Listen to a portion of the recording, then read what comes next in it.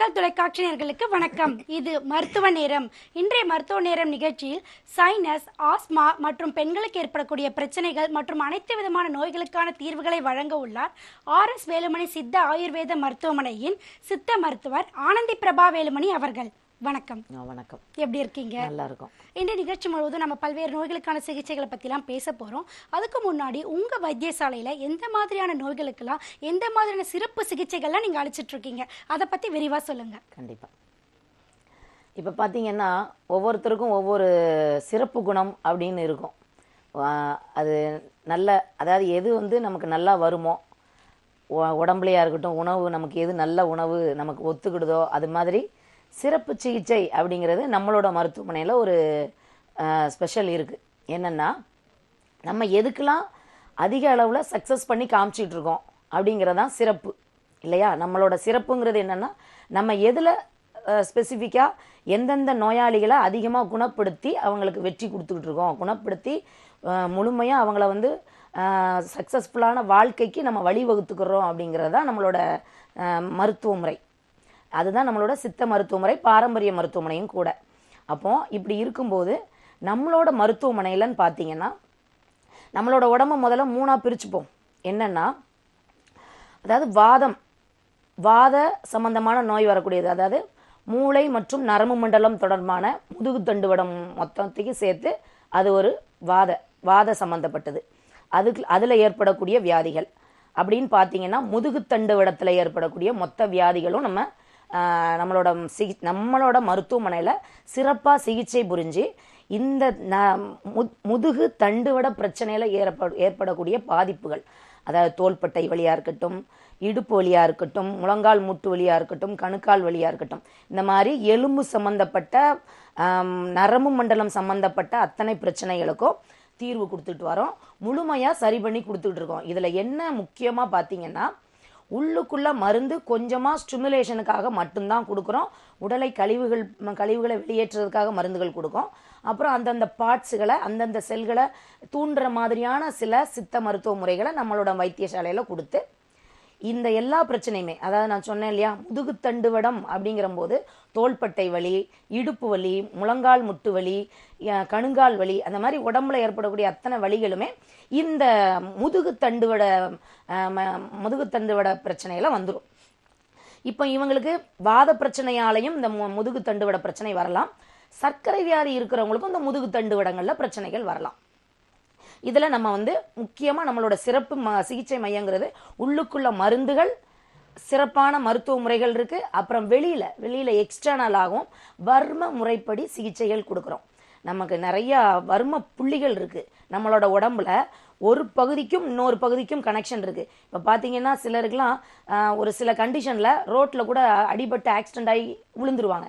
அதாவது சில நேரம் பிரெயின் அந்த சடனாக அந்த ஹார்ட் நிற்கிற ஒரு சூழ்நிலை அந்த மாதிரிலாம் இருக்கும்.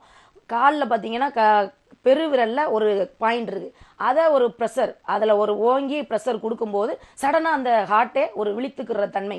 ஒவ்வொரு உறுப்புக்குமே எங்கெங்கே என்னென்ன மாதிரியான வர்ம புள்ளிகள் இருக்குங்கிறத கணிச்சு இந்த வலிகளுக்கு, தோள்பட்டை வலி, இடுப்பு வலி, முழங்கால் முட்டி வலி, கணுக்கால் வலிகளுக்கான வர்ம புள்ளிகளில் மசாஜ் பண்ணி ஒத்தடம் பண்ணி வஸ்தி முறைகளை மேற்கொண்டு சரி பண்ணிக்கிட்டு வரோம். இது எங்களோட முதுகுத்தண்டுவிட சிகிச்சைக்கு பிரச்சனைகளுக்கு முக்கியமாக சிறப்பு சிகிச்சை பண்ணிட்டு வரோம். இதை பற்றி தொடர்ந்து பேசலாம். இனிப்பில் ஒரு நேயர் இருக்காங்க, பேசிடலாம். மக்கள் வணக்கம்.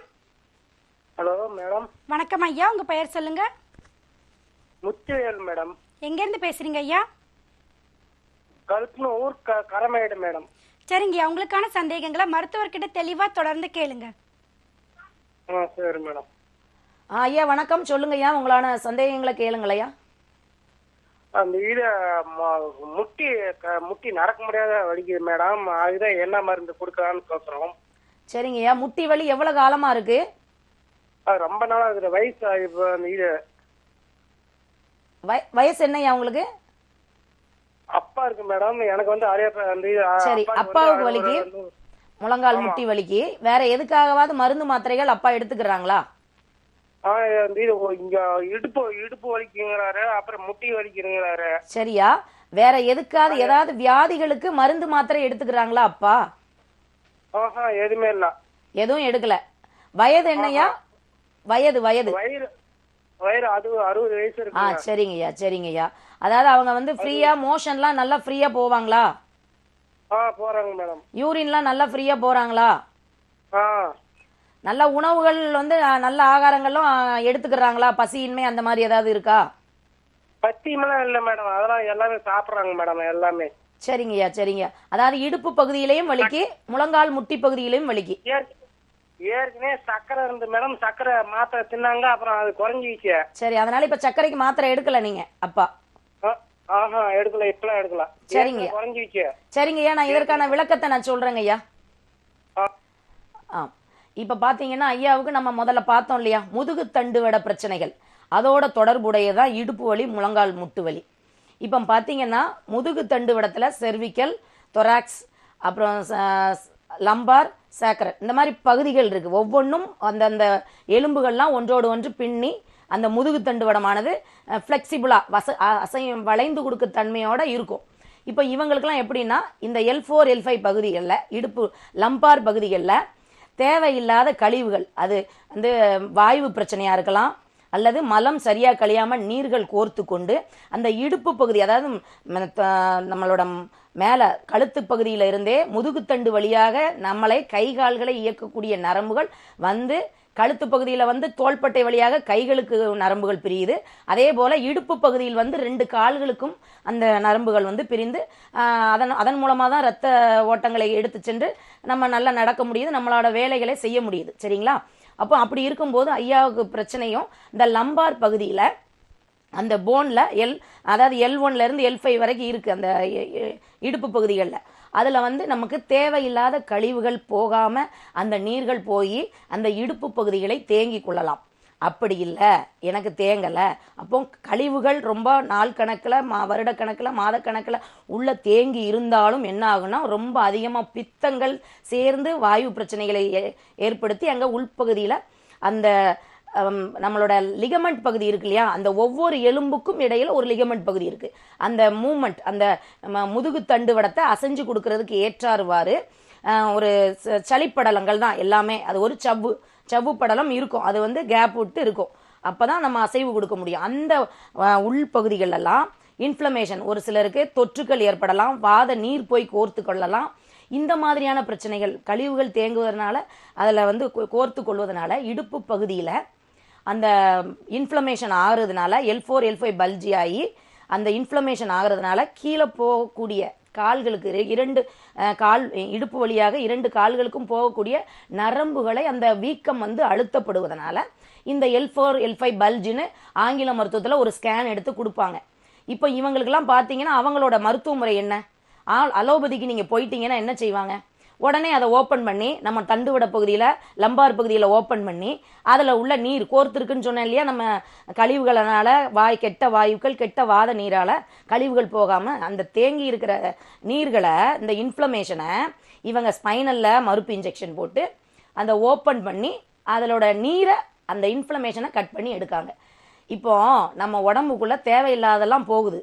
நம்ம நவத்வாரங்கள்னு ஒன்று இருக்குது, இதன் வழியாக தான் கழிவுகள் வெளியேற்றப்படணும். இப்போ நம்ம வீட்டில் ஒரு வீடு இருக்குது, அழகாக கெட்டி வச்சுருக்கோம், வீட்டுக்குள்ளே உள்ள குப்பையை எப்படி எடுப்போம்?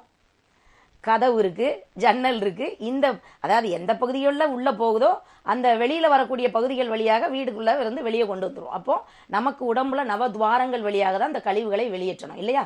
அப்படி இருக்கும்போது இது எப்படி இருக்குன்னா, ஆப்ரேஷன் பண்ணுற சிஸ்டம் சொல்கிறதுக்கு கொஞ்சம் கஷ்டமாக தான் இருக்குது. நீங்கள் அதனால் இது ஒரு உதாரணத்துக்கு தான் சொல்கிறேன். எத்தனை வீட்டில் கதவுகள் ஜன்னல்கள் இருந்தாலும் அந்த வீட்டை நம்மக்கிட்ட நிறைய பணம் இருக்குங்கிறதுக்காக அந்த செவரை உடைச்சி சேதப்படுத்தி செவரெல்லாம் எடுத்துட்டு அந்த செவரை உடைச்சி நம்ம உள்ள கழிவுகளை, குப்பையை எடுத்து கொண்டு போட்டுட்டு திரும்ப செங்கல் வச்சு பூசினா எப்படியோ அது போல தான் இந்த ஆப்ரேஷன் சிஸ்டம். நம்ம அதாவது நவீன மருத்துவத்தை எந்த வழியாக பயன்படுத்தணும், எப்படி பயன்படுத்தணும், எந்த தேவைக்காக பயன்படுத்தணுங்கிற ஒரு முறை இருக்குது. அப்போது இந்த ஈஸியாக கதவை திறந்து கொண்டு வரக்கூடிய குப்பையை, அதாவது நவத்வாரங்கள் வழியாக வெளியேற்றக்கூடிய கழிவுகளை நம்ம ஏன் அந்த கனி இருப்ப ஏன் காய் கவர்ந்துட்டு ஈஸியாக கொண்டு வரும்போது கதவை திறந்து கொண்டு வந்துடலாம். நவத்வாரங்கள் வழியாக நமக்கு கழிவுகளை நீக்க வேண்டிய வழிகளில் கழிவுகளை வெளியேற்றுறதை விட்டுவிட்டு நம்ம ஏன் ஆப்ரேஷன்? இது வந்து சரியான தீர்வு இல்லை. இதுதான் இந்த முதுகு தண்டுவிட பிரச்சனைக்கு நம்மளோட மருத்துவமனையில் பார்த்தீங்கன்னா இந்த L4 L5 பல்ஜின்னு சொல்கிறாங்க இல்லையா, இடுப்பு பகுதியிலையும் வலி, அது கீழே வரக்கூடிய முட்டிகள்லையும் இந்த வலி, அப்போ மேல இருந்தே வரக்கூடிய நரம்புகளில் இன்ஃப்ளமேஷன் ஆயிருக்கு, முட்டி பகுதிகளிலையும் அந்த ஜவ்வுகள் லிகமெண்ட்டுக்கு இடையில அந்த நீர்கள் கோர்த்து கொண்டு முட்டியிலையும் வலி இருக்கு ஐயாவுக்கு. அப்போ இதுல நம்மளோட முக்கியமா நம்மளோட மருத்துவமனையோட சிறப்பு குணமே இந்த மாதிரியான வலிகளுக்கு, அதாவது முதுகு தண்டுவட பிரச்சனைகளுக்கு முழுமையா வலிகளை குணப்படுத்துவது மிகச்சிறைய முறையில் நாங்க குணப்படுத்துகிறோம். சில உள்ளுக்குள்ள கழிவுகளை நீக்கிறதுக்காக மருந்துகளை கொடுக்கோம். அப்போ அப்படி கழிவுகளை நீக்கிட்டு அந்த பகுதியில் உள்ள இன்ஃப்ளமேஷனை குறைக்கிறதுக்காக மருந்துகள் உள்ள கொடுக்கும்போது, சரியான உணவுகளையும் உள்ளே கொடுக்கும்போது அந்த பிரச்சனையிலிருந்து முழுமையாக குணப்படுத்திடலாம். அது மட்டும் இல்லை, இடுப்பு பகுதியில் மசாஜ் ஒத்தடங்கள், வர்ம புள்ளிகளில் மசாஜ் ஒத்தடங்கள் கொடுத்து, வஸ்திகள் கொடுத்து, முட்டிகளுக்கும் தேவையான வஸ்திகள் கொடுத்து இந்த வலியை முற்றிலுமாக குணப்படுத்திடலாம். ஐயா, நீங்கள் நேரில் முடிந்தால் நேரில் வந்து பாருங்க. இதுதான் நம்மளோட மருத்துவமனையுடைய சிறப்பு குணமாக நான் சொல்லிக்கிட்டும் வரேன். அதாவது முதுகு தண்டுவடத்துக்கு இப்போ நான் சொன்னேன் இல்லையா, ஒரு உதாரணம் தான். இந்த ஆப்ரேஷன் அப்படிங்கிறதுக்குள்ள எல்லாரும் எல்லா பிரச்சனைக்கும் போகாதீங்க. ஏன்னா நம்மளோட சிஸ்டம் எப்படி இருக்கு, இந்த சில வருட காலங்களுக்கு முன்னாடி இதே முறை இருந்ததா, அறுத்து எடுக்கிற முறை இருந்ததா? இல்லை. எல்லா வேலைகளையும் செய்வோம். இல்லை, நம்மளோட மருத்துவ முறைகளும் நம்மளுடைய மதம் சார்ந்த வழிபாட்டு முறைகளுமே நம்ம இந்த ஒவ்வொரு உடம்பு பிரச்சனைக்குமே தீர்வு கொடுத்துக்கிட்டு வருது. இந்த மாதிரியான முதுகுத்தண்டு வர பிரச்சனைக்கு நீங்கள் உங்களுக்குலாம் தெரியுமா என்னன்னு தெரியல, நிறைய கோயில்களில் இந்த முதுகுத்தண்டு விட பிரச்சனைக்காகவே அந்த காலத்தில் உள்ள நம்ம முன்னோர்கள் சொல்லி வச்சுட்டு போனது என்னன்னா, நம்ம உடம்ப வந்து கீழே உருண்டு, அதாவது அங்க பிரச்சனைன்னு சொல்லுவாங்க, அதெல்லாம் வந்து இதுக்கான தீர்வு தான். அந்த விலகி இருக்கிற அந்த உள்ள இருக்கிற இன்ஃப்ளமேஷனை நம்ம வந்து இதை உருளும் போது உள்ள கழிவுகள், அதில் நரம்பு சிஸ்டங்கள் எல்லாமே சீரடைந்து எல்லாத்துக்கும் ரத்த ஓட்டம் கிடைச்சி அந்த உள்ள கழிவுகள்லாம் வெளியில போறதுக்கு ஒரு வழிமுறையா இருந்தது. அந்த மாதிரியான எக்ஸசைஸ் மெத்தட் தான் நம்ம முன்னோர்கள். நம்ம எக்ஸசைஸ்ன்னு சொன்னா செய்ய மாட்டோம், பக்திங்கிற ஒரு விஷயத்துக்குள்ள கொண்டு வந்து அந்த பக்தி மூலம் நமக்கு உடம்புல உள்ள வியாதிகளை சரிப்படுத்துறதுக்காக தான் இந்த மெத்தடுகள்லாம் கொண்டு வந்தாங்க. எனக்கெல்லாம் நல்ல நினைவு இருக்கு. நான் ஒரு கிராம பகுதியில் வளர்ந்து வந்தாள். அங்கே வந்து நாங்கள் என்ன செய்வோம்னா, வெள்ளிக்கிழமை தோறும் கோயில்களுக்கு பக்கத்திலே இருக்கன்குடி மாரியம்மன் கோயில்னு ஒரு கோயில் இருக்குது எங்கள் ஊர் அருகிலேயே. நாங்கள்லாம் மாதந்தோறும் மாதாந்திர வெள்ளிக்கிழமைக்கு நடந்து போய் அந்த கோயிலுக்கு செல்வது வழக்கம். நான் குழந்தைங்கள 12வது வகுப்பு படிக்கும் போதுலேருந்து மாதாந்திர வெள்ளிக்கு நடந்து போகுது. நானுமே பல வருட கணக்காக நான் நடந்து போயிருக்கேன். அங்கே வந்து அந்த கோயிலில் வந்து ஒரு ஸ்பெஷலே என்னென்னா, அங்கே போயிடுவாங்க, நடந்து போயிடுவோம். போன பிறகு நாங்களே மாவுகள் கொண்டு போயிடுவோம். மாவுகள் எல்லாம் பிணைஞ்சி நம்ம ஒரு பச்சை வாழை இலையில வச்சு அந்த குழி மாதிரி அந்த மாவுல ஏற்படுத்தி அதில் நெய் ஊற்றி நல்ல நெய் போட்டு விளக்கு ஏற்றி, நம்ம எங்கெங்கெல்லாம் உடம்புல வலி இருக்கோ, அந்த நெத்தியில வலி இருக்கு, தலைவலிக்கும், சிலர் வேண்டுதலா எடுத்துப்பாங்க, நெத்தியில வலி இருக்கும், வயிற்று பகுதியில வலி இருக்கும், முதுகு பகுதியில வலி இருக்கும், நெஞ்சு பகுதியில வலி இருக்கும், இங்கெல்லாம் அந்த சிஸ்டம் அந்த இலையில அந்த விளக்கை ஏற்றி அங்கங்க வைப்பாங்க. இப்போ இந்த நம்ம முன்னோர்கள் எவ்வளவு சிறந்தவர்கள் தெரியுமா? நம்ம சித்த வைத்திய முறையில இதெல்லாம் வஸ்தி முறைகள்ல இருக்கு. இது ஒரு ட்ரீட்மெண்ட். ஆனா இந்த ட்ரீட்மெண்ட்னு தெரியாமையே அவங்களுக்கு வந்து எல்லாத்தையுமே இந்த பக்திங்கிற விஷயத்துக்குள்ள கொண்டு வந்து இந்த வஸ்தி முறைகளை மத சார்பு கூட கனெக்ட் பண்ணி இந்த மெத்தடுகளெல்லாம் நமக்கு செஞ்சு காமிச்சு, இப்போ நாங்கள் அந்த கோயிலில் போனோம்னா எனக்கெல்லாம் படுக்க வச்சு நெத்தியில, வயிற்று பகுதியில், நெஞ்சு பகுதியிலலாம் அந்த சூடு உஷ்ணமானது உள்ள இறங்கும் போது நெஞ்சு பகுதியில் வைக்கும் போது சைனஸ் பிரச்சனை, நுரையீரல் கோளாறுகள் சரியாகும், வயிற்று பகுதியில் உள்ள பிரச்சனைகள் சரியாகும். நெற்றியில வைப்பாங்க, நெற்றியில உள்ள நீர்கள் கலைந்து, இதெல்லாம் ஒரு ட்ரீட்மெண்ட். அப்போ நம்மளோட மதத்துக்கும் இந்த நம்மளோட சித்த வைத்திய முறைக்கும் ரொம்ப தொடர்புக்கு, நம்ம வாழ்வியல் முறைகளை எப்படி வாழணுங்கிறதுக்காகத்தான் இந்த முறைகளெல்லாம் நம்ம முன்னோர்கள் நமக்கு சொல்லி கொண்டு வந்தாங்க. இதைத்தான் இந்த முன்னோர்கள் சொன்ன முறைகளை தான் நம்மளோட சித்த வைத்திய முறையும் இந்த ட்ரீட்மெண்ட் எல்லாம் சொல்றாங்க.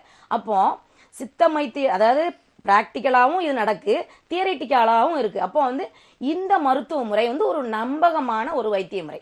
இந்த அறுத்து உள்ள இன்ஃப்ளமேஷனை எடுக்கிறதுங்கிறது இப்போ கண்டுபிடிச்சது சமீப காலத்தில். அதனால இது வந்து எத்தனை பேர் இதுல வந்து சீராகி நல்ல வாழ்க்கை முறையில வாழ்ந்துகிட்டு இருக்காங்கிறத நம்ம கணக்கெடுத்து பார்க்கும்போது இது வந்து இது வந்து ஒரு வெற்றிகரமான முறை கிடையாது. இதுல வந்து நமக்கு தண்டுவட பகுதியை வந்து டேமேஜ் பண்ணி, சிலருக்கு இந்த ஆப்ரேஷன் L4 L5 பல்ஜி ஆப்ரேஷனை பண்ணும்போது என்ன பண்றாங்கன்னா, சிலருக்கு அந்த இடுப்புக்கு கீழே போற நரம்புகளை துண்டித்து விடுறாங்க. அப்போ இந்த ஆப்ரேஷனுக்கு அப்புறம் கை கால் செயல்படாம முடியாம படுத்த படுக்கையா இருக்கிறவங்களாம் நம்மளோட மருத்துவமனைக்கு வந்துட்டு இதை ஒன்றும் செய்ய முடியாதுங்கிற நிலைமையில போறாங்க. ஏன்னா அந்த நரம்பு இருந்தா தானே நம்ம வந்து அந்த நரம்புக்கு கீழே உள்ள உறுப்புகளுக்கு ரத்த ஓட்டத்தை கொண்டு செல்ல முடியும், இயங்க முடியும் அந்த உறுப்புகள். அப்போ அந்த நரம்பை துண்டிக்கும் போது அந்த நரம்புகள் வழியாக தானே ரத்த ஓட்டம் போகணும். அப்போ அந்த நரம்பே இல்லாத பட்சத்தில் இடுப்புக்கு கீழே அவங்களுக்கு செயலிழந்து போயிருது. இது நம்மளுடைய பாரம்பரிய முறை. சித்த வைத்திய முறை என்ன சொல்லுதுன்னா, இயற்கை முறையில் அந்த இன்ஃப்ளமேஷனை குறைக்கணும். முதுகுத்தண்டுவட பிரச்சனையில் எந்த பிரச்சனையாக இருந்தாலும், தோள்பட்டை பிரச்சனையாக இருந்தாலும் வழியாக இருந்தாலும் சரி, முதுகு பகுதி பிரச்சனையாக இருந்தாலும் சரி, அதான் தொராக்சிக் பகுதியில் பிரச்சனை இருந்தாலும் சரி, லம்பார் பகுதியில் பிரச்சனை இருந்தாலும் சரி, ஸ்காராக் பகுதியில் பிரச்சனை இருந்தாலும் சரி, இது எல்லாமே அந்த வால் எலும்புன்னு சொல்லுவாங்க லாஸ்ட்ல, அந்த பகுதியில் பிரச்சனை இருந்தாலும் சரி, இது எல்லாத்துக்குமே ஒரே தீர்வு தான். இதை வந்து கழிவுகளை வெளியேற்றி அந்த இன்ஃப்ளமேஷனை குறைக்கும் போது நம்மளுடைய மருத்துவமனையில் வர்ம புள்ளிகளில் மசாஜ் பண்ணி ஒற்றடங்கள் கொடுக்கும்போது இந்த வலிகள் பிரச்சனைகள்ல, முதுகுத்தண்டுவடம் சார்ந்த எலும்பு பிரச்சனைகள்ல எல்லா பிரச்சனையுமே நிரந்தரமா குணமாக்கப்படுகிறது. இதுதான் நம்மளுடைய மருத்துவமனையில சிறப்பு குணம். தொடர்ந்து இனிப்புல ஒரு நேயர் இருக்காங்க, பேசிடலாம். மக்கள் வணக்கம். மக்கள் வணக்கம்மா. வணக்கம் அம்மா, உங்க பெயர் சொல்லுங்க. ஜூலியட் தூத்துக்குடில இருந்து பேசுறேன். சரிங்கம்மா, உங்களுக்கான சந்தேகங்களை மருத்துவர்கிட்ட தெளிவா தொடர்ந்து கேளுங்க. அம்மா வணக்கம்மா, உங்களோட சந்தேகங்களை கேளுங்கம்மா. எனக்கு ஒண்ணுமா L4 L5 ஜாயின்ல முதுகுத்தண்டு ஜவ்வு விலகி இருக்கு. முதுகுத்தண்டுல ஜவ்வு விலகி இருக்கா? L4 L5 முதுகெலும்பும் விலகி இருக்கு. சரிம்மா, விலகி இருக்கு. கால் நரம்பு அழுத்திட்டு நடக்க விட மாட்டேங்குது. ஓ, நடக்க முடியல. ஆமா, நடக்க இந்த வாக்கர் வச்சு நடக்கேன். இது எத்தனை வருடமா இந்த பிரச்சனை உங்களுக்கு இருக்குமா? 2 வருஷமா. 2 வருஷமா. இதுக்கு வேற ஏதாவது ட்ரீட்மெண்ட் எதுவும் எடுத்துக்கிட்டீங்களா? வேற ஆங்கில மருத்துவங்கள், வேற மருத்துவ முறை? அங்க பிரைவேட் ஹாஸ்பிட்டல் போனது, அவங்க ஆபரேஷன் பண்ணணும்னு சொன்னாங்க. சரிங்கம்மா, உங்களுக்கு வயது என்னம்மா? உங்களோட வயது? 63. சரிங்கம்மா. மோஷன்லாம் ஃப்ரீயா போவீங்களாம்மா? மோஷன் போகுது, ஆனா மலச்சிக்கல் இருக்கு. சரிங்கம்மா. மலக்குடல்ல புண்ணு. மலக்குடல்லையும் புண்ணு இருக்கு. மலக்குடல்ல புண்ணு, இந்த யூரின் அது அங்க போகும்போது தன்னால வந்துருது. சரிங்கம்மா. இந்த காலு பாதம் வீங்கி இருக்குமா? கால் பாதமும் வீங்கி இருக்கு. வேற ஏதாவது வியாதிக்கு மருந்து மாத்திரைகள் எடுத்துக்கிறீங்களாம்மா நீங்க? அது சாப்பிட்டுட்டா இருக்கும். நீர்மூழ்கி குடிநீர் குடிச்சு பார்த்தா அப்ப சுகர் இருக்கு, உங்களுக்கு சக்கரை வியாதி இருக்கு. நீர்மூழ்கி கஷாயம் குடிக்கீங்கன்னா சக்கரை வியாதி இருக்கு, அப்படித்தானே? சுகர் இல்ல, பிரச்சனை இல்லம்மா. சுகர் இல்ல, பிரச்சனை இல்ல. ஆனா யூரின் சரியா போகலன்னு நீர்மூழ்கி குடிநீர் குடிச்சிட்டு இருக்கீங்க. குடிச்சிட்டு சரி. இருக்கேன். நீங்க இதற்காக டெஸ்ட், அதாவது பிளட் டெஸ்ட் எடுத்து பாத்திருக்கீங்களா? சர்க்கரை இருக்கா, கிட்னி ஃபங்க்ஷன் டெஸ்ட்லாம் எடுத்து பாத்திருக்கேன், இல்லன்றாங்க. கிட்னி ஃபங்க்ஷன் டெஸ்ட் எடுத்து பாத்தீங்களாமா? என்னம்மா? கிட்னி ஃபங்க்ஷன் டெஸ்ட் எடுத்து பாத்திருக்கீங்களா? அது பார்க்கலம்மா. எடுத்து பார்க்கல. சரிங்கம்மா, நான் இதற்கான விளக்கத்தை சொல்றேம்மா. பாதம் வீங்கி இருக்குமா? சரிங்கம்மா. கட் பண்ணிருங்க, இதுக்கான விளக்கம் நான் டிவியில் சொல்றேன். அம்மாவுக்கு பார்த்தீங்கன்னா, அதான் நான் ஏற்கனவே சொல்லியிருந்தேன் இல்லையா, முதுகுத்தண்டு விட பிரச்சனையில லம்பார் பகுதியில் அவங்களுக்கு இடுப்பு பகுதியிலேயே பிரச்சனை. அப்போ உள்ளுக்குள்ள நீர்கள் கோர்த்துக்கிட்டு வயிற்று, இப்போ எல்லாமே முக்கியமாக எங்கேருந்து ஆரம்பிக்கணும், நம்மளோட செரிமான மண்டலம் பெருங்குடல்ல தான் அந்த கேஸு, அதாவது அவங்களுக்கு மலச்சிக்கல் பிரச்சனை இருக்குது, ஜீரணமும் சரியாக ஆகிறது இல்லைன்னாங்க. அப்போ அங்கே ஏற்படுற வாயுக்கள்லாம் எங்கே போய் கோர்க்கும்? அப்போ உள்ளேயே தங்கி அங்கங்கே கேப் எங்கெல்லாம் இருக்கோ இடுப்பு பகுதியில், அதாவது லம்பார் பகுதியில் L4 L5 பல்ஜின்னு சொல்கிறோம் இல்லையா, அந்த இடுப்பு பகுதியில் அந்த கேப்புக்குள்ளெல்லாம் ஜவ்வு லிகமெண்ட் இருக்கிற இடத்துக்குள்ளெல்லாம் அந்த கெட்ட நீர்கள் போய் கோர்த்துக்கிடும். இப்போ கோர்த்து என்ன ஆகும்னா வீங்கிரும். அந்த இடத்துல வந்து அந்த ஜவ்வுகள் வந்து அந்த வாயு கெட்ட நீர்லாம் போய் கோர்க்கிறதுனால என்ன ஆகும்னா நீர்கள் போய் கோர்த்துக்கிடும். அப்போ மேலே அந்த தண்டுவட எலும்புகளுக்குள்ளோடி தான் கீழே கால்களை இயக்கக்கூடிய நரம்புகள், தமனிகள், சிரைகள் எல்லாமே அது வழியாக தான் வருது. அப்போ அந்த நரம்புகளை அழுத்தப்படும் போது கீழே போக வேண்டிய நரம்புகள், அதாவது கீழே போக வேண்டிய நரம்பு வழியாக தான், அந்த தமனிகள் வழியாக தான் நல்ல ரத்தங்கள் காலுக்கு போகும். அப்போ அம்மாவுக்கு காலும் வீங்கி இருக்கு. அப்போ கால் வந்து 2 பிரச்சனைகளால வீங்குமா. சரியா யூரின்ல நமக்கு தேவையில்லாத கழிவுகள், அதாவது யூரிக் அமிலம் போல சர்க்கரை அதிகமா இருந்தாலும் சரி, கெட்ட நீர்கள், கெட்ட கொழுப்புகள் யூரின் வழியாக தான் வெளியேற்றப்படணும். அப்போ அதாவது சிறுநீரகம் தன் வேலையை சரிவர செய்யாமல் இருக்கும் போதும் கால்கள் வீக்கம் ஏற்படும். இந்த L4 L5 பல்ஜ் ஆகி அந்த கீழே இடுப்புக்கு கீழே கால்களுக்கு போகக்கூடிய நரம்பை அழுத்தப்படுவதன் மூலம், அதாவது ஃப்ளோவா, அதாவது ரத்தமானது ஒரு சீரா போய்கிட்டு இருக்கும் போது அந்த சீரா போகக்கூடிய ரத்த ஓட்டத்தில் இந்த நரம்பு நரம்பை அழுத்தும் போது தடங்கள் ஏற்படுகிறது. அப்போ இரத்த ஓட்டம் வந்து சரிவர கீழே காலுக்கு பாதம் வரை செல்வதில்லை. அதனாலையும் கால்கள் வீங்கும். அப்போ கெட்ட நீர்லாம் எங்க போகும்? கீழே நல்ல ரத்தம் போகிறது இல்லை. அப்போ கெட்ட நீர்லாம் போய் காலில் டெபாசிட் ஆகிடும். ரெண்டு விதமா கால்கள் வீங்கலாம். வாத நீர் போய் காலில் கோர்த்துக்கிட்டாலும் கால் வீக்கம் ஏற்படலாம். அப்படி இல்லை, சிறுநீரகம் வந்து தன்னுடைய வேலையை சரிவர செய்யாமல் அந்த யூரிக் அமிலம் போன்ற கெட்ட அமிலங்களை வெளியேற்ற முடியாமல் கால்களில் போய் அந்த நல்ல ரத்தம் ஓடினா தானே கீழே நல்ல ரத்தம் போனால் வீக்கம் இருக்காது. அப்போ கெட்ட நீர் அந்த யூரிக் ஆசிட்லாம் சேர்ந்த கழிவு அந்த கால் பாதத்தில் போய் தங்கும் போது இந்த கால்களில் வீக்கம், கால்வலி ஏற்படுகிறது. இவங்களுக்கு எல்லாமே ஒரே பிரச்சனை தான். மலக்குடல் பகுதியையும் வயிற்று பகுதியையும் ஜீரண மண்டலத்தையும் சரி செய்து உடலில் ஏற்பட்டு இருக்கக்கூடிய இன்ஃப்ளமேஷனை குறைப்பதற்காக நம்மளுடைய வைத்தியசாலையில் குறிப்பாக இந்த கழிவுகளை வெளியேற்றுவதற்கு உடலுக்கு அதாவது வாத உடம்பா, பித்த உடம்பா, கப உடம்பா அப்படின்னு அந்த நோயாளிகளின் தன்மையை சோதித்து உடல்நிலையை சோதித்து அவங்களுக்கு ஏற்றாற் போல உள்ளுக்குள்ள கழிவுகளை வெளியேற்றுவதற்கு மருந்துகள் கொடுத்து இதை வந்து நிரந்தரமா சரி பண்ணிடலாமா? இந்த பிரச்சனை உள்ள இடுப்பு பகுதியில் உள்ள இன்ஃப்ளமேஷனை குறைக்கும் போதே இடுப்பு பிரச்சனை சரி செய்யப்படுகிறது. இடுப்பில் வலிகள் இருக்காது. அது மட்டும் இல்லாமல் வெளிப்புறத்திலேயே நம்ம வர்ம மசாஜ் ஒற்றிடங்கள் கொடுக்கும் போதும் வசதிகள் கொடுக்கும் போதும் இந்த இடுப்பு பிரச்சனைகள் வலி, முட்டு வலி, பாத வலி கண்டிப்பா குறைச்சிடலாமா? 100% இதற்கு வந்து தீர்வு நம்மளுடைய மருத்துவமனையில் இருக்கு. நீங்க வந்து பாருங்க. நீங்க ஒரு தடவை வந்து ஒரு வாரத்திலே வந்து ஒரு மருந்துகள் உள்ளுக்குள்ள கொடுக்கும்போது கழிவுகள் வெளியான உடனே உங்களுக்கு ஓரளவு ஹெல்த் ஆயிருவீங்க. இந்த மருந்துகளை ஒரு மாசம் 2 மாசம் எடுக்கும்போது இந்த பிரச்சனையில இருந்து முழுமையா தீர்வு கிடைச்சிருமா? நேர்ல வந்து பாருங்க. அழைத்தமைக்கு நன்றி அம்மா. இப்போ உங்கள் மருத்துவமனையில் இருக்கக்கூடிய சிறப்பு சிகிச்சைகள் பற்றிலாம் சொல்லிட்டு இருந்தீங்க. இப்போ அடுத்ததாக பார்த்தீங்கன்னா இந்த சைனஸ் ஆஸ்மா இதை பற்றி நம்ம பார்க்கலாம். ஏன்னா இப்போ வரக்கூடிய குளிர்காலங்களில் பார்த்தீங்கன்னா சைனஸ் ஆஸ்மா இருக்கிறவங்க இன்னும் மிகவும் அவதிப்படுவாங்க. அவங்களுக்கு எந்த மாதிரியான சிறப்பு சிகிச்சைகள்லாம் கொடுத்துட்ருக்கீங்க? எப்படி இதை நீங்கள் குணப்படுத்திட்டு இருக்கீங்க? கண்டிப்பா. இப்போ நான் வந்து வாத பிரச்சனையில முதுகு, மூளை மற்றும் தண்டுவட பகுதி, எலும்பு பகுதிகள்லாம் பார்த்தோம் இல்லையா? இப்போ வந்து இந்த நுரையீரல், இதயம் எல்லாம் கப சார்ந்தது. அங்க வந்து கோழைகள், நுரைகளும் கோழைகளும் இருக்கக்கூடிய பகுதி கபம் பகுதி. இது கபம் சார்ந்த நோய்கள் வந்து சொல்லுவாங்க. இந்த ஏரியாவில் செஸ்ட் பகுதியில் உள்ள உறுப்புகள் வந்து கப பகுதிகள். அதாவது கபம் கூடுறதுனால குறைகிறதுனால பிரச்சனைகள் ஏற்படும் வாய்ப்பு இருக்கு. அதுதான் இந்த சைனஸ் பிரச்சனைங்கிறது. சைனஸ் ஆஸ்துமா இந்த 2 வியாதிகள். இதோட சிம்டம்ஸ்னு கொஞ்சம் இருக்கு. அதாவது தலை சுற்றல், மூக்கடைப்பு, இருமல், சளி, அடுக்கு தும்மல், அப்புறம் பார்த்தீங்கன்னா வீசிங் பிரச்சனை, அலர்ஜி பிரச்சனை எல்லாமே இந்த நுரையீரல் பிரச்சனைகள்ல தான், இந்த கப பிரச்சனைகள்ல தான் உண்டாக்கப்படும். இந்த கபம்ங்கிறது சளி நீங்க எல்லாம் தப்பா கூட நினைச்சுக்கலாம். கபம்ங்கிறது எதனாலலாம் வரும்? அதாவது அதிகம் கோழை வந்து நிறைய சேர்றது. அது காற்றுகள் இருக்க வேண்டிய இடங்கள்ல காற்றுகள் இருக்கணும். நுரையும் சளிச்சவ்வுகளும் சேர்ந்து ஒரு குறிப்பிட்ட இருக்க வேண்டிய அளவில் இருக்கக்கூடிய இடம் தான் இந்த நெஞ்சரை பகுதி. இப்போ பார்த்தீங்கன்னா இங்கே வந்து காற்றுகள் குறைந்து கோழைகள் அதிகரித்தல் தான் இந்த ஆஸ்துமா, சைனஸ், வீசிங், அலர்ஜி இந்த மாதிரியான பிரச்சனைகள்லாம். இப்போ பார்த்தீங்கன்னா ஆஸ்துமா பிரச்சனை, சைனஸ் பிரச்சனை எடுத்துக்கிட்டிங்கன்னா அதாவது நம்மளுடைய நுரையீரல் பகுதிகளில் நீர் கோர்த்து கொள்றது. நீர் ஏன் கோர்க்குது சைனஸ் பிரச்சனைகள்னு பார்த்தீங்கன்னா பித்தம் அதிகமாகி நீர் கோர்த்துருது. இப்போ பார்த்தீங்கன்னா அதாவது காற்று ஆக்சிஜன் லெவல் வந்து நமக்கு அதிகமாக இருக்கணும். நெஞ்சரி பகுதிகளெல்லாம் சுவாசம் வந்து ஆக்சிஜனை இழுத்து கொடுத்தா தானே நம்ம எல்லா செல்களுக்கும் ஆக்சிஜன் போனால் தானே நம்ம ஹெல்த்தியாக இருக்க முடியும். அப்போ அதில் தடை ஏற்படுது. இது வந்து பித்தம் அதிகமாகிறதுனால வாதம் குறைந்து இந்த கப பிரச்சனைகளை கொண்டு விட்டுருது. நிறைய கோழைகளை சேர்த்து விட்டுருது. அப்போ இந்த கோழைகளை அகற்றணும். அதுதான் இந்த சைனஸ் பிரச்சனை. இந்த சைனஸில் நிறைய பேருக்கு மூக்கு ஒழுகல் ஏற்படும், இருமல் ஏற்படும், தும்மல் ஏற்படும்.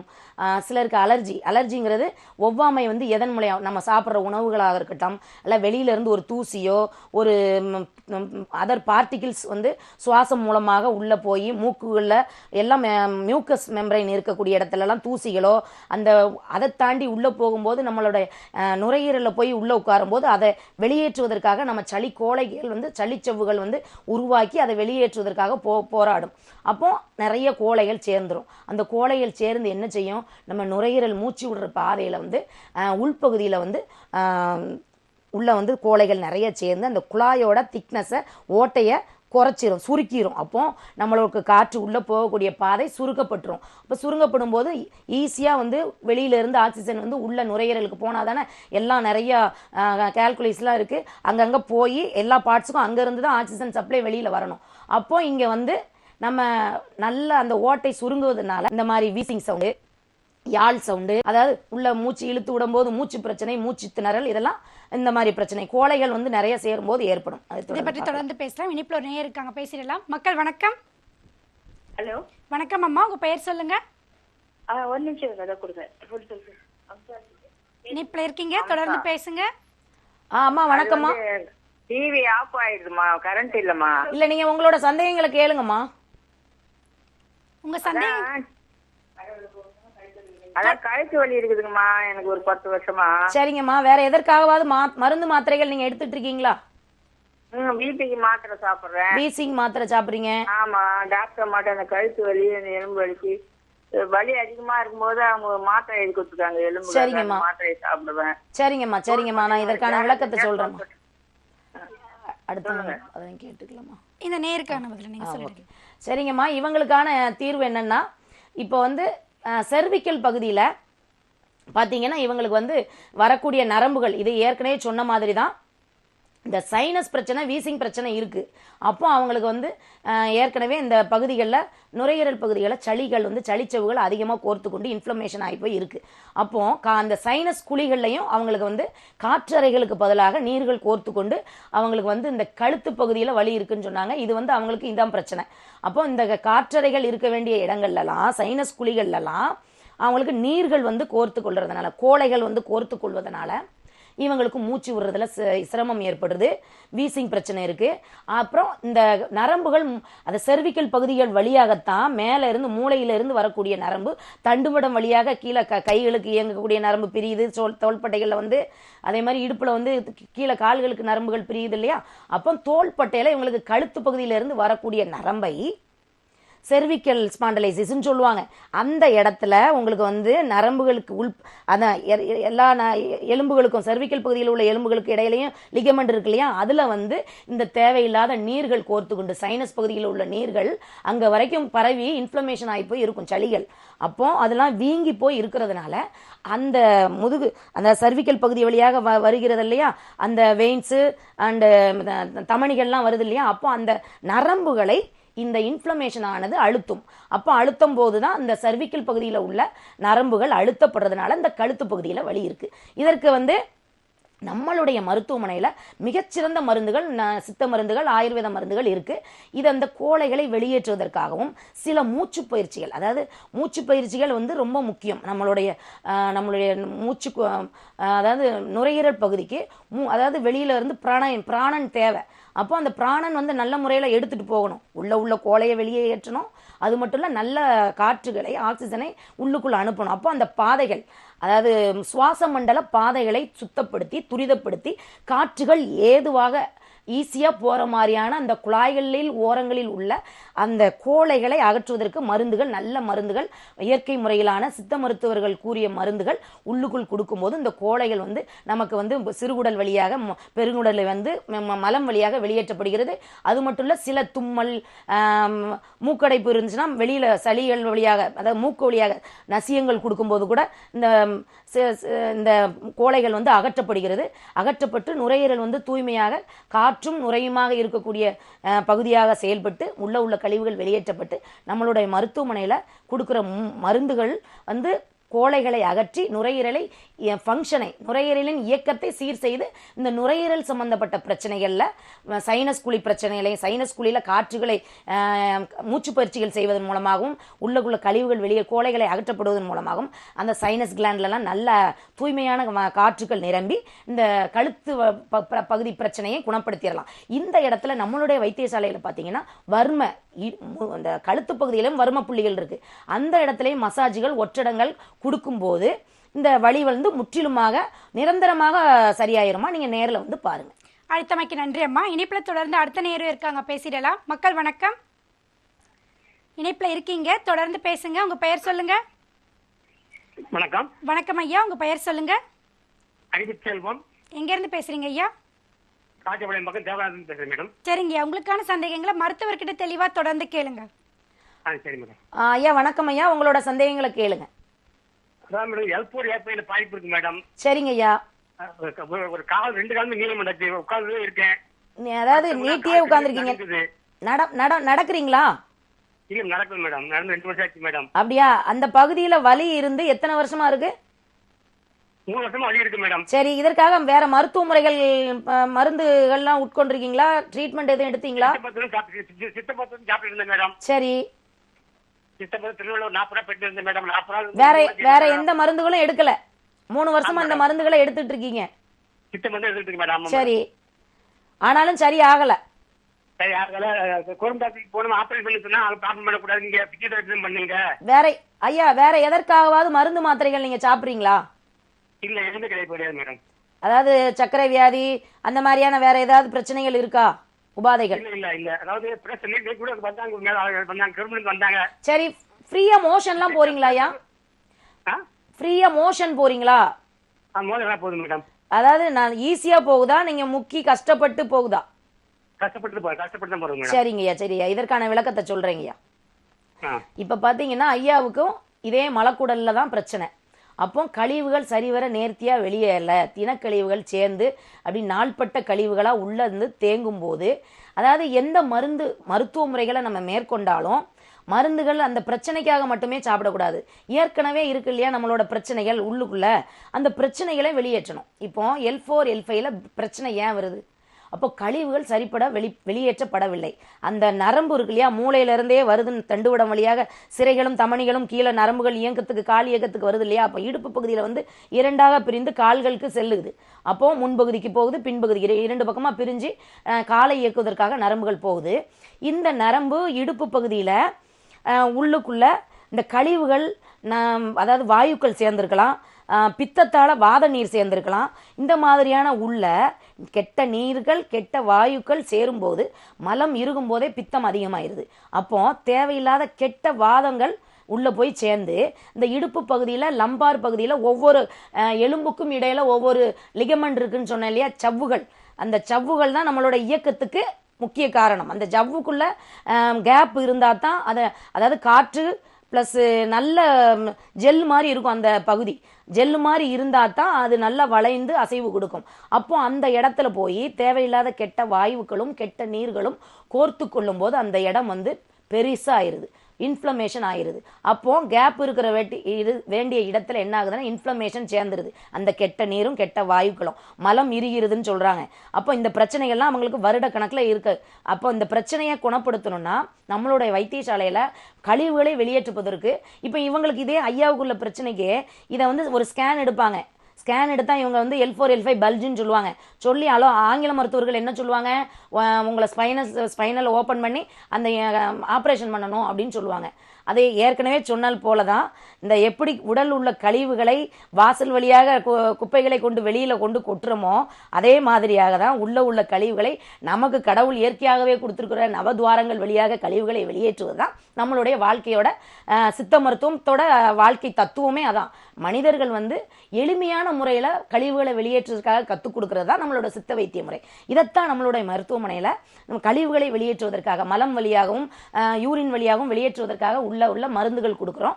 அப்போ கொடுக்கும் போதே அந்த இன்ஃப்ளமேஷன் இருக்குன்னு சொன்னேன் இல்லையா, இடுப்பு பகுதியில் அந்த L4 L5 பகுதியில் அந்த இன்ஃப்ளமேஷன்லாம் மோஷன் வழியாகவும் யூரின் வழியாகவும் வெளியில போன பிறகு இன்ஃப்ளமேஷன் குறைஞ்சிரும். அந்த சவ்வுகள் தன்னிலையில், அந்த லிகமெண்ட்லாம் தன்னிலையில் வந்து இடுப்பு பகுதியில் உள்ள நரம்புகளை அழுத்தாது. அப்போ இடுப்பு பகுதியில் உள்ள வலிகள் முற்றிலுமாக குறைந்துடும். மேலும் நம்மளுடைய சிகிச்சை முறையில் நம்மளோட வைத்தியசாலையில் இடுப்பு பகுதிகளுக்கான வர்ம புள்ளிகளில் மசாஜ், ஒத்தடம், வஸ்திகள் இது மாதிரிலாம் கொடுக்கும்போது இந்த வலி வந்து முற்றிலுமாக நிரந்தரமாக வர்றதே இல்லை, குணமாயிடலாம். ஒன்றும் பிரச்சனை இல்லையா, நீங்க நேரில் வந்து பாருங்க. தொடர்ந்து இனிப்புல ஒரு நேயர் இருக்காங்க, பேசிடலாம். மக்கள் வணக்கம். வணக்கம். வணக்கம் அம்மா, உங்க பெயர் சொல்லுங்க. கணேஸ்வரிங்க, பொள்ளாச்சியிலிருந்து பேசுறேங்க.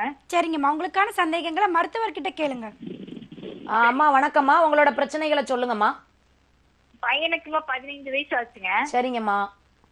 அவன் சளி தும்பல் வருதுங்க, சளி 10 தனியா தும்பல் தொடர்ந்து வந்தா 10 தனியாட்ட வருதுங்க. சரிம்மா.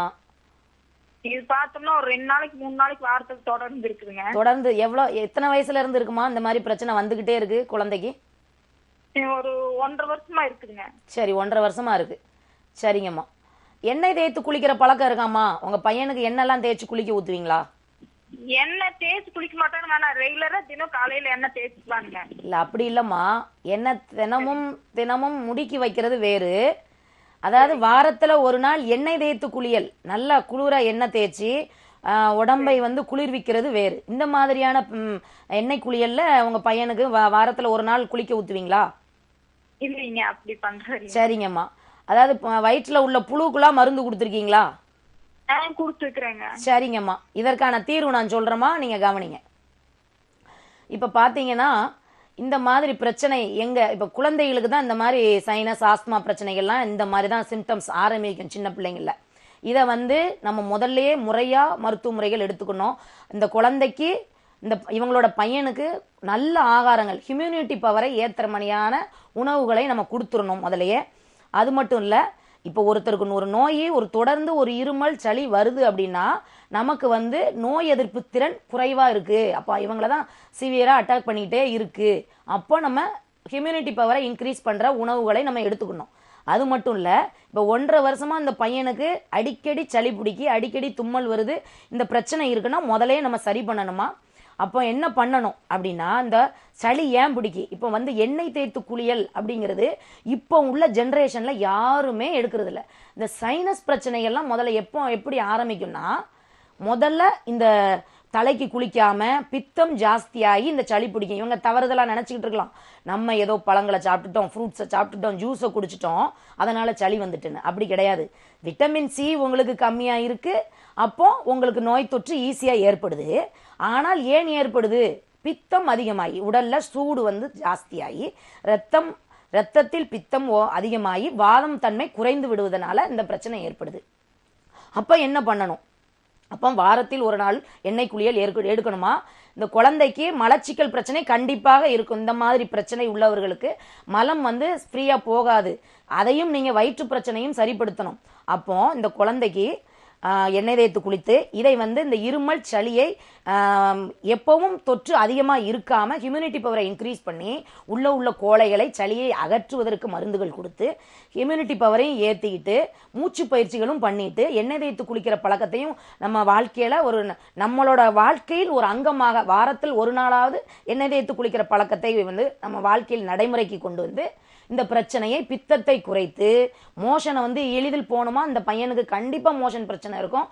நல்ல வேர்க்க விளையாடணும், நல்ல தலைக்கு எண்ணெய் தேய்ச்சி குளிக்கணும், நல்ல உணவுகள் விட்டமின் சி உள்ள நெல்லிக்காய் லேகியம் கொடுக்கலாம். இந்த மாதிரி விட்டமின் சி கொடுத்து ஹியூமினிட்டி பவரை இன்க்ரீஸ் பண்ணிட்டு இந்த பிரச்சனையில இருந்து முழுமையா விடுபடணும். உள்ள வந்து குடல் பகுதியையும் சுத்தப்படுத்தணும், நுரையீரல் பகுதியும் சுத்தப்படுத்திட்டு இதை வந்து இப்பமே கவனிச்சிடணுமா. இதை கவனிக்காம விட்டா இந்த குழந்தை பருவத்துலதான் இந்த ஆஸ்துமா சைனஸ் பிரச்சனைகள் இப்படி தோன்றி கிரானிக்கா இந்த மாதிரி தொடர்ந்து வந்துகிட்டே இருந்தா ஒரு 35 வயசுல ஆஸ்துமா பிரச்சனையில கொண்டு விடும், வீசிங் ஆஸ்துமா பிரச்சனையில கொண்டு விடும்.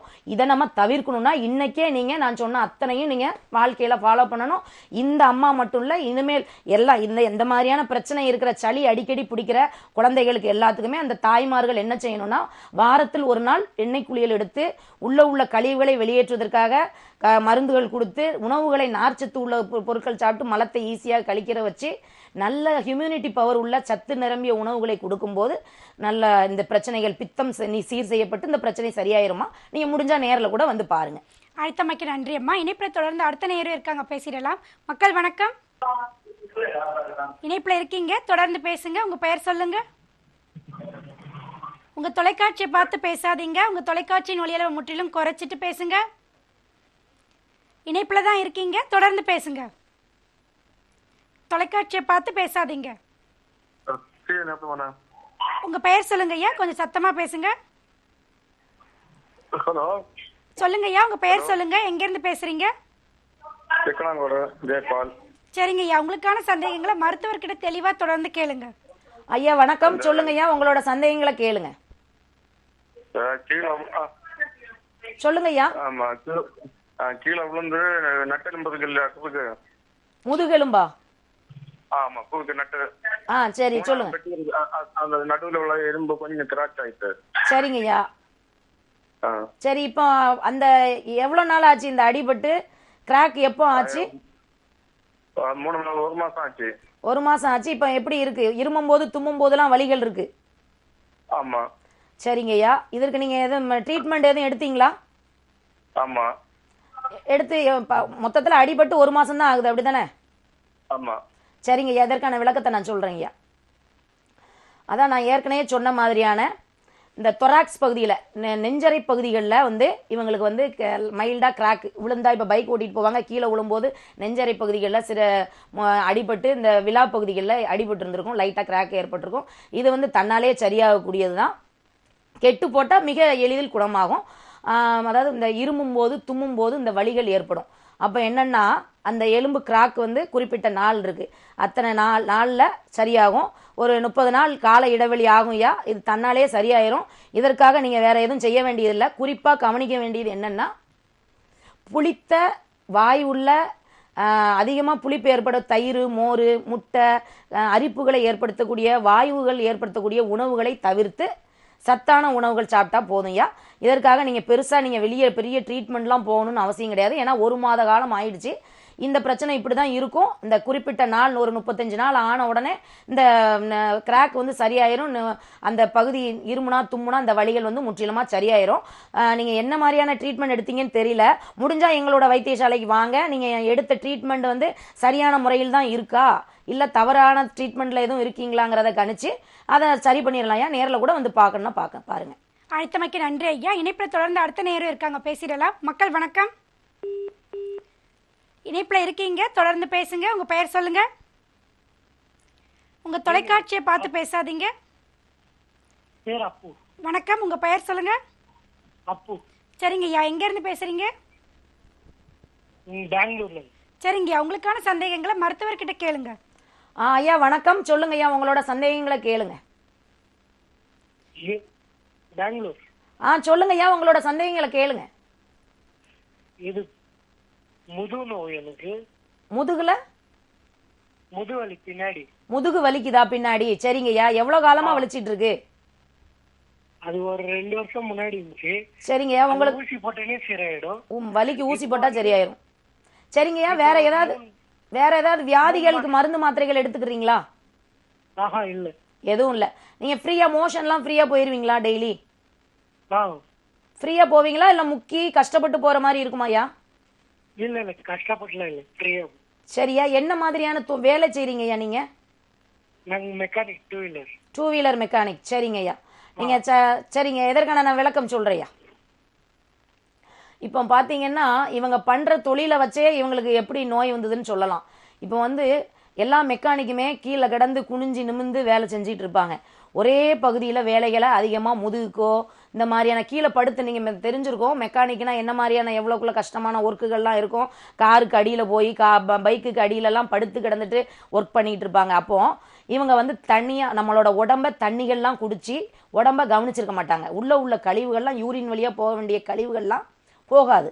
அப்போ தண்ணி குடிக்காமல் இருந்திருக்கலாம், உடம்பு உஷ்ணமாக இருக்கலாம், மலம் சரியாக கழியாமல் இருக்கலாம், யூரின் வழியாக போகக்கூடிய சில உப்புக்கள்லாம் வெளியில் ஏறாமல் அந்த கிட்னியில் திரும்ப ரத்தத்திலே சுற்றிக்கிட்டு நம்ம எந்த இடத்துலலாம் அதிகமாக அசைவுகள் கொடுக்குறோமோ, இப்போ அவங்க கைக்கு முதுகுக்கு கை வந்து வேலை செய்யணும்னா முதுகு தான் அதிக வேலை செய்யுது. அப்போ அந்த பகுதிகள்லாம் அந்த முதுகு பகுதிகள்லாம் என்ன செய்து அசைஞ்சு கொடுக்கும்போது அந்த கேப்புக்குள்ளெல்லாம் அசைவு கொடுத்துக்கிட்டு இருக்கும்போது அந்த இடம் ஜவ்வுகள் வந்து கொஞ்சம் விரியும். அந்த விரிகிற கேப்பில் போயிட்டு இந்த தேவையில்லாத யூரிக் ஆசிடாக இருக்கலாம், ஐயாவுக்கு பித்தம் அதிகமாகிறதுனால வாதம் குறைஞ்சதுனால பித்த நீர் போய் வாத நீர்லாம் ஏறிக்கலாம், பித்த நீர் ஏறலாம், வாத நீர் ஏறலாம், தேவையில்லாத கொழுப்புகள்லாம் முதுகு பகுதியில் சேர்ந்துடலாம். இவர் இன்ஃப்ளமேஷனை உண்டு பண்ணலாம். அந்த ஜவ்வுகளுக்கு இடையில் கெட்ட நீர்கள் வந்து கோர்க்கிறதுனால, ஒரு பித்தம் அதிகமாகி வாத நீர் கோர்க்கிறதுனால இவங்களுக்கு வந்து முதுகு பகுதியிலலாம் வலி ஏற்படலாம். இந்த வலியை நம்மளோட மருத்துவமனையில் பார்த்தீங்கன்னா மிக எளிமையாக ஒரு வாரத்திலே இந்த உள்ளுக்குள்ள கழிவுக்கு மருந்து கொடுக்கும்போது இன்ஃப்ளமேஷன்லாம் வெளியில் போயிடும். அந்த இன்ஃப்ளமேஷன் யூரின் வழியாகவும் மோஷன் வழியாகவும் வெளியில் போகும்போது அவங்களுக்கு வந்து நிறைய வலி அதிலே பாதி வலி போயிடும்.